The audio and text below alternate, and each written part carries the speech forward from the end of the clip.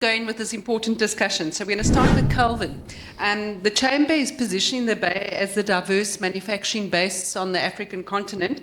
Do you believe there's enough availability of local technical skills to actually serve that ambition? Yeah. Am I also down? No. Okay, so my voice is loud enough anyway. We can hear you. Perfect.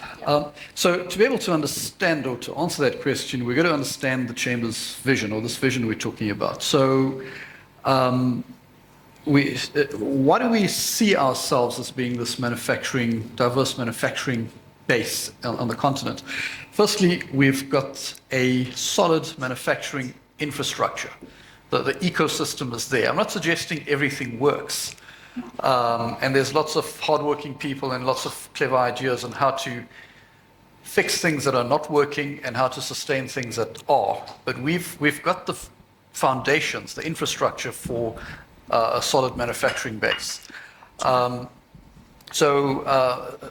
manufacturing is the obvious choice. Diverse, why? Because we're not just automotive. There's pharma, agro processing, there's chemicals, hydrogen probably coming soon, ammonia. It's quite a diverse ecosystem with requirements of fairly similar technical skills. Now, to be able to get to the vision, you've got to pass through this current phase of deindustrialization that we're facing. So we've got to turn that around.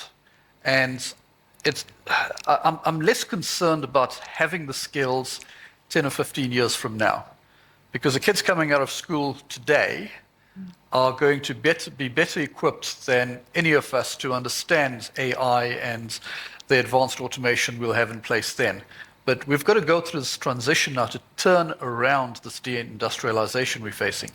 So for that purpose, we have people available, but not necessarily keeping up with the pace of change. And then there's also a lot of unknowns. And that's probably one of the main purposes for me anyway, will be the requirements of the skills desk, is to understand what's out there. So yes, we have people. No, we are not yet equipped to develop the skills as we change through this or as we turn around this deindustrialization process. And then for the future, I think we'll be okay. And I think you've raised very important points there in terms of the deindustrialization, and that's why it's very important that we do this in reinvention and we have action arms like this to make it happen. Because I think it's through people that all of this happens. So Gideon, I'd like to turn to you. Why the focus on technical skills and not on other areas? And then you're a business in the innovation space. So what type of skills are you typically looking for? Because I know you're always looking to hire people. Good question, Denise. I think if we look at the video we've showed of the Bay of Opportunity, the majority of business over here is with inside manufacturing, agriculture, pharmaceutical. And all of these guys, what they need to do is they need to stay up to trends to latest technologies, not because they want to, but to stay relevant in the international market. We're competing globally. So with that, new technologies need to be adopted into these facilities to be able to produce more efficiently, more effectively, and also from a better quality point of view. And in order to do that, you need the right skill sets in order to maintain these new technologies being adopted by these industries. So it's not just a point that we're looking at the here and now, it's looking forward for industry to be sustainable inside the economy. And having those technical skills over here is going to become an actual need. And also, what we don't want to see is we don't want to see that there's only a very small, limited pool of these kind of skills, because that creates a different problem on its own again. We've got new investment coming into town as well. They are looking for these kind of skills. So with the skills desk over here, it will create an opportunity to link this up and also be able to identify those opportunities for people to say, okay, well, these are the kind of skills that's needed for the industry that's hosted in the Bay. So I think that's quite important. From a company point of view on our side, I mean, we specialize in industrial automation. So we're continuously looking for new youngsters coming up that's got skills in PLC programming, robotic programming, AI integration. You know, we're talking about AI coming. AI is not coming, AI is here. you know, and it's about how we adopt these technologies right now to be able to help our customers to become more competitive, and in the same token, help the Bay as a general, that we become more competitive globally. You touched on some key points, and I think also that speed of change. I think I don't think any of us realize just how hectic that is. And I don't think anybody can go and study and become something and think they're going to be that for the rest of their lives. Those days are clearly gone. Absolutely. Okay, so Andiswa, as a new incoming investor, how do you anticipate finding the skills that you require? And what type of skills are you looking for? Yeah, so collaborations with the Chamber, for example, are quite important for us because we are incoming. It means that we have to look at solutions from a grassroots level. I mean, you spoke about the skills audit that is upcoming, how you have partnered with other businesses already in the area, and you are even looking at placing some of those displaced workers. So it's a combination of things. It's not just one solution. So we're looking at multiple prongs in order for us to get the skills. But as a manufacturer in the automotive space, I think it's quite clear that we do need a lot of technical skills for the operators, for the engineers, from a technical, electronic, in the manufacturing side. But there's also a lot of skill that we need from a support skills point of view. So it's quite important for us to build those relationships, one, with the existing partners that are in the Bay, building those relationships with, the Chamber to ensure that we are not just an incoming investor, but we are entrenched into the community. We're actually partnering with the community and not seen as just a business that is coming here to make money.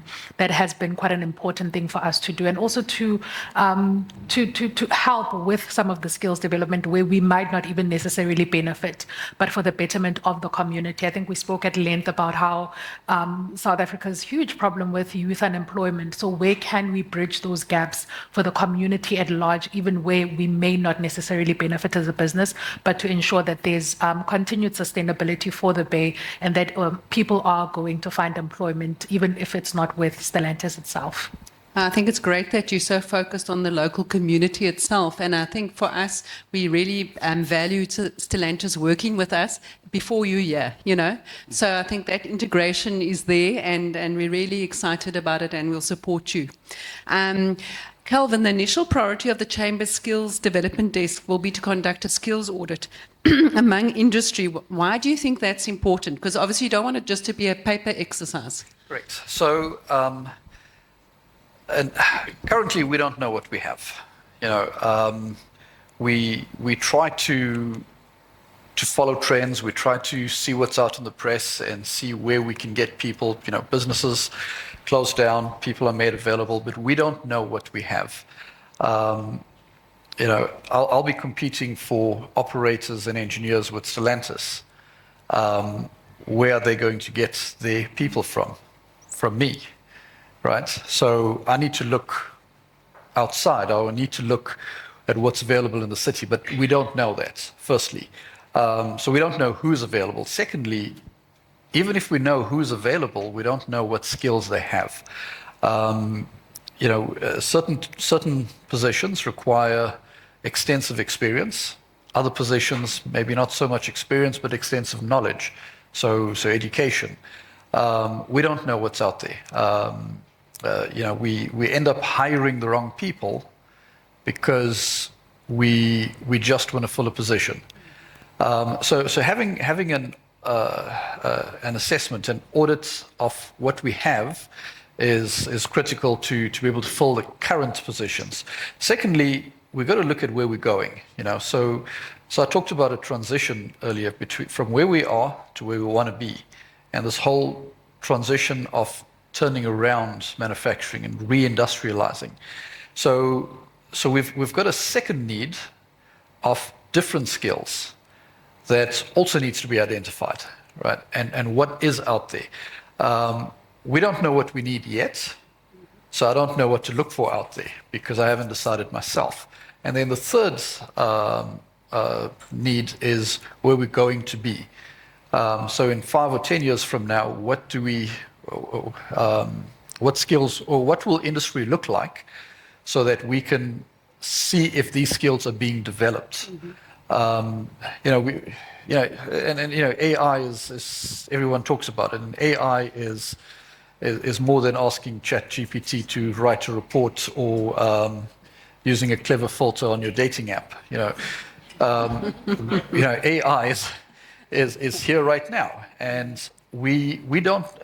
We've got AI that was developed in the city, right? And I found that by chance. I didn't know they were around. So the skills desk will be there to will fill that gap. It will take a lot of pressure off me as an industrialist to go out and search and then get it wrong. We now have a one-shop stop, a one point to get these questions answered. Yeah, and I've just triggered something in my mind when you spoke about AI. I've sat in meetings lately, and then you get those AI minutes afterwards, and I get very irritated because AI doesn't have the context to what was discussed. But I think it is important, on a serious note, that we embrace AI because it's going to keep on advancing, and there's a lot of roles that are done today that are going to disappear. And I think the other point that you touched on in terms of the collaboration, where you don't want companies just to steal from each other the whole time. So it's the same few people that are being circulated. We need to create this bigger pool. Yeah, that's an important point, because all we do then is we start pricing ourselves out of the market. You've got a large sector of the population that's unemployed, that could be gainfully employed, and we just start stealing people from each other. So we push up salaries, but we're not doing anything about the unemployment. Right? But if we stop competing with each other for skills and we go outside, then we'll remain competitive and we'll reduce our overall unemployment. Absolutely. And then, Andiswa, in terms of your environment, I mean, it's a greenfields plant that you're establishing. So is it going to be a more automated manufacturing environment? I think maybe to Kelvin's point that we have to embrace automation. I mean, 4IR is not a thing of the future. It's something that we're talking about now. And automation does allow the manufacturing process to, one, become more efficient, but also is able to increase the quality. So in this transition, we are seeing some of the job roles that we previously held become redundant. But what that also means is that there's an emergence of new skills that we now need to embrace. And that's where the skills desk is going to be quite important to say, what are those skills? What do they look like? And are we necessarily capacitated to meet those skills? But speaking on our behalf, I think a lot of manufacturers are now working on a very hybrid model where there is an element of automation, but there's also an element of requirement for very skilled and experienced workers. So it's not to do away with the human element entirely, but it's to merge those two worlds, because we can't necessarily say we are pushing back at the AI that's coming into our meetings. You almost have to embrace it, because it does make our lives more efficient. I mean, those notes that you get at the end, invaluable. But you're right, it doesn't have the context, right? So it just means a shift in terms of skill and not necessarily removing the element.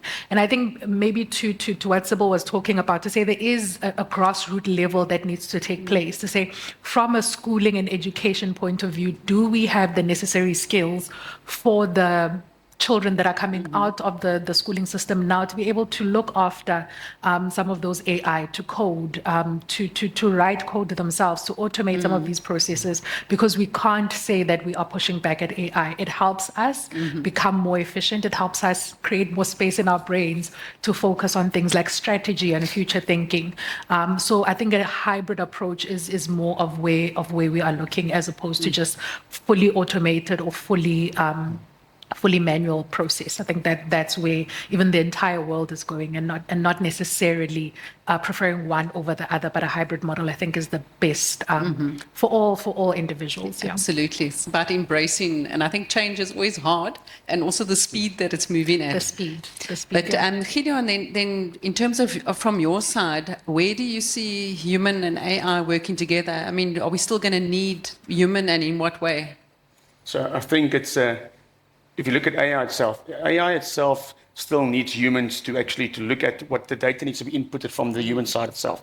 It needs to interpret the result that's coming back from the AI. It's not just a tool that you can put things in and expect the outcome. That's the way it is. It still needs the human factor to be involved over there. If you look at, for instance, looking at a report, you can now generate a report quite quickly with AI. but the interpretation of that report still relies upon the individual over there that's actually understanding what depth is of the report and what does it actually mean for the business itself. So yes, the AI is going to be very efficient in speeding up a lot of processes. It's going to be there to take massive data, condense it down and make it more meaningful.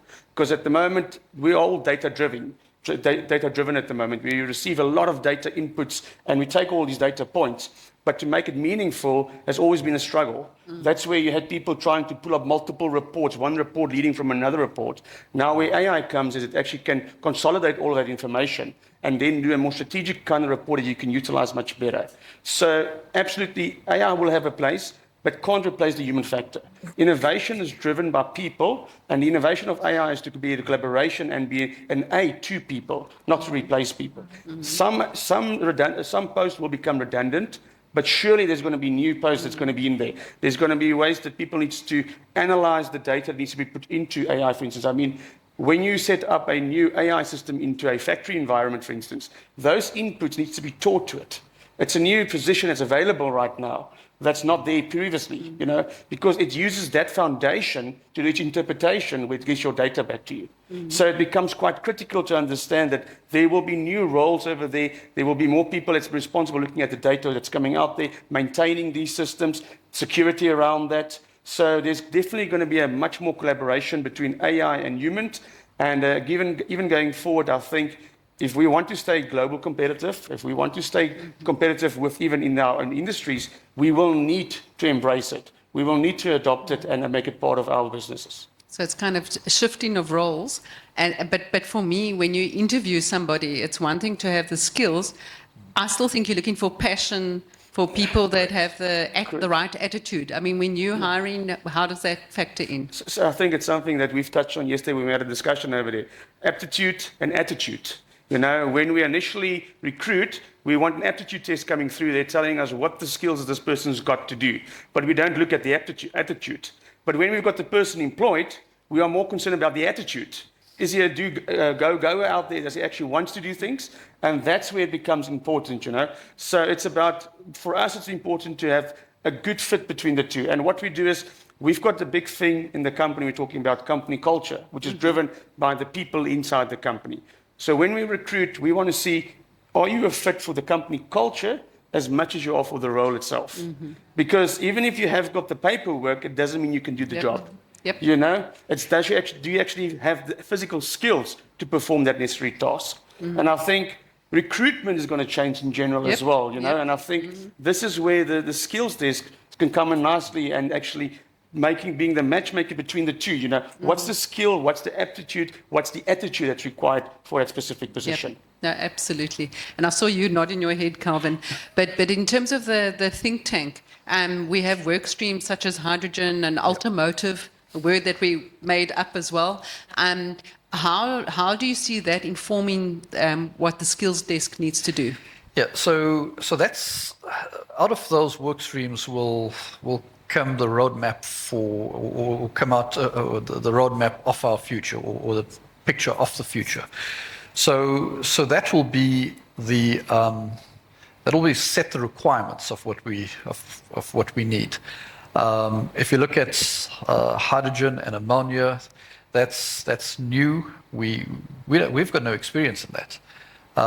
In the country, maybe we can steal a few people from places like Sasol, but we just don't have that experience. This is new training. I think we also don't we don't understand yet the pace that things are changing at. We still, if I use a silly example, we're still stuck on this whole battery electric vehicle as being the future.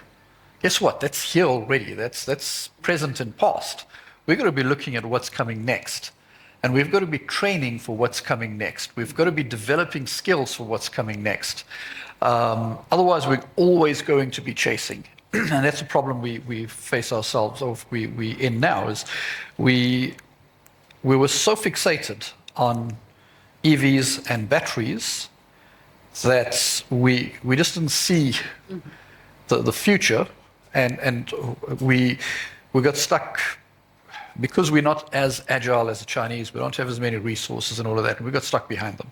So the think tank will be looking at what's coming after. You know, it's looking ahead, because if we don't cater for what's coming ahead, we're always going to be stuck in the past. So the think tank is, out of the think tank will come the ideas, the roadmap, the vision of where we will be. And then we start, and then that determines the requirements of what we need to develop now. So it's a leapfrogging approach, Correct. essentially, that we're doing. And Gideon, how do you think there's a gap, first of all, between what industry needs and what the education systems are churning out, and then how does one close that gap? Denise, I truly think there's a gap. I think the one thing that's been, if you look at the education system, it's never been as dynamic as it needs to be, the way that industry is. Industry is changing at a pace which is unknown of. I mean, as Kelvin just said now, we were looking at the battery industry, the battery vehicles right now, and think this is the now. It's already moving on to something else already, you know. And if you look at our education systems, where are we? Have we trained already people on battery? Is the expertise already been set up for that or not, you know? So I think the reality about it is that there's surely a drive behind that, but we need an education system or method that's more dynamic and able to change as industry is changing at the same pace. And also, if you look at, for instance, our region over here, to be more focused on what we are actually requiring in this region, not just a general, you know, it's not, as they say, a square peg in a round hole at the moment. That's what we're setting out there. So I think it's really something that we need to look at the industry that's in this area, what is needed for this area, having a system that is more dynamic. And then also, because we are changing so fast, even if you are, let's say, completing a course and you're doing something over here, by the time the students comes out there, the way that things has been implemented in industry has changed. So I think also we need to focus on three things at the moment in industry. I would say we need to get our students to be more problem-solving kind of solutions, you know, be able to identify problems and to solve them. They definitely also have to be trained more on the soft skill side, you know, really to be able to have that ability to say, I have been taught how to use this, but now I'm going into a real environment that has changed, but it gives you the ability to think out over there, you know, not just to think in a little box over there, this is the way it needs to be done. Things are changing drastically, and we need those soft skills, problem-solving skills, and the ability to think out of the box, to be able to stay relevant. Yeah, if I can just add to that, you know, and and this is, you know, take it as criticism from where it comes, but a lot of even university qualified people we hire these days are very good at ticking the boxes. You know, they come in and they can tick the boxes. But as soon as something deviates from the normal, where there isn't a box to tick, we don't have that ability to think. We don't have that ability to solve problems. So we don't have that ability to think outside the box. Yeah. So that is something that will need to be worked on. It's not something you fix overnight, but we've got to get away from this. Do this, tick, tick, tick, tick. I'm an engineer. I can build a machine to do that. You can write me some AI to do that. But the reason I hire people is because they have this natural ability to think. Right? I'm not yet ready to build a machine to do that. But if it's just ticking the boxes, I can build a machine to do that. So then the question is, why do I need people? Yeah. So we've got to change the focus over time to where we train and teach our people, our employees, our youth, to think outside that box, to start thinking problem solving, thinking what happens when the map you're given isn't accurate. Yeah, no, I think those critical thinking skills are absolutely vital. So very good points made there. Andiswa, you obviously, as an employer, and I think also Kelvin, Gideon as employers, the focus is on getting local talent, but there are times when you have to hire talent from outside the Bay. How easy is it to motivate people to want to come and work here, in terms of demonstrating that this is a great place to live and work? Because I know Kelvin often talks about when he's looking to hire people from out of town, he struggles with the spouse, for example, because they have to give up their job and then they don't necessarily want to live here. What is your view? Well, I have two answers for that. I think the first one is you show them the video.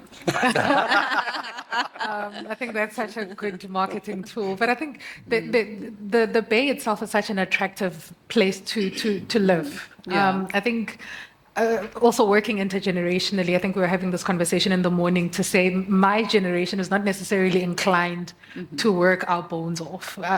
That's not a desire for me. I really love my job. I'm passionate about my job, but I look at my job as a part of my life and not necessarily my life.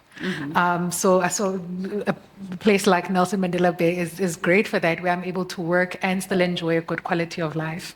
But I think also another huge challenge is a place to raise families and a place to be comfortable. That's a huge challenge when you go into the major metros, right? So the challenges are so much: socioeconomic issues, youth unemployment issues, whereas a place like this is actually so good for people looking for opportunities. But when it comes to the spouse, maybe it goes back to the automation and the 4IR. So many of my, 90% of my meetings are online. It's actually quite crazy. I think sometimes we sit in the office in one building, sometimes across from each other, and we're on Teams. So it's things like that. It's a good motivator to say, you know what, this is a good place to raise a family. It's a good place to have really, really good work-life balance. And it's a good place to work. The people are quite great. I mean, I'm coming here quite often now. I think this is my third time in 6 months, so that's a lot for me. And I enjoy it every single time I'm here because it's such a refreshing space to be in. But yeah, I think as we move from one generation to another, and we'll see that come up a lot, even with the Generation Alpha, they will not be wanting the red race anymore. I think that generation is gone. We want work-life balance. We want a really good quality of life. And the Bay is very attractive for that. So we might also be attracting you down here as well. You know what? Your head office as well. Hey? No, I always tell Mike, my bags are at the door. I'm always ready to come down here. So yeah, I think I'm definitely one of the first people from Stellantis who will be moving here. So you already have your first recruit. Good. And then I just want to also touch on and maybe ask Kelvin this question around acumen and passion. You know, we talk about the technical skills and the need for AI and human skills to work together, but you also need leadership. And when you're looking at leadership, what are you looking to hire? Yeah, so before I answer that question, I just want to add, I'm from Johannesburg. And as much as I want to go back, my wife says I go back by myself. So, so we're stuck here. So you know, I've had a few people who came to me, a few of my team, wanting to do MBAs this year. And my answer to them was, no, we've got too many managers. What we need are leaders. And that's a totally different skill set. That is something that comes from inside. You know, I don't need another administrator. I've got plenty of them. So, and you know, the leadership is where we significantly lack. People who show those abilities are usually snapped up by companies overseas or outside the city. So the pool is very small. Now, it doesn't mean we can't develop leaders. You know, some of the thoughts we've had is, for instance, we've got lots of senior business people who should serve on a no payment basis, no director fee basis, but serve as directors with startups, for instance. You know, but without any director's fees or anything like that. If they are a listed director, then they've got reputation to protect, and what they offer is leadership. And then there's a startup, youngsters, who can learn from this experience. So we've got the ability, we've got the talent here to develop this leadership pool. We're just not doing enough of it. Things like this will contribute to that. And I can also offer another anecdote to answer that question. So we hosting every year. We host for a couple of days some high school pupils coming through the iGEMS program, and having them be exposed to senior people already starts them thinking like leaders. So I don't want an MBA. I want people with master's degrees in science or engineering or mathematics or something like that. And I want people who can develop leadership ability. But somehow, for whatever reason, we promote the management aspects, not the leadership aspects. Yeah. So thank you everybody for coming today. I hope that you were energized by what you heard. We look forward to working with all of you. As I indicated, the Bay of Opportunity belongs to all of us, and we all have a role to play. It's not about any one individual, it's about all our contributions. And we really invite you, if you're not involved, you're not engaged, come and talk to us. We'll find a gap for you. Somebody said to me as well, it's not a good strategy relying on volunteers, because then how do you ensure that everything's sustainable? But I think we've shown over a period of time that we can sustain the momentum, and I think the combination of the volunteers and getting these desks running and then putting dedicated resources in place, I think we can do it. And I think you would have heard the passion, the commitment here today. We want this to succeed.